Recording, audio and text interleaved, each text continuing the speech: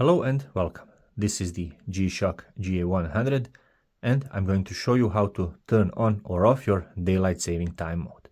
So let's get started. From the standard timekeeping mode, and that's the mode when the watch tells the time, press and hold the upper left button until you hear the beep. And there it is. Once there, your home city is flashing. Press the mode button once and you are in the position of turning on or off your DST value. That is done simply by pressing the lower right button.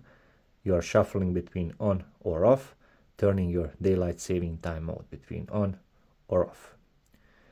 Once you're done with that, simply press the adjust button. The watch will go back to the standard timekeeping mode or showing your time. Thank you very much for watching, and if you are into watch related content, please subscribe. So thank you.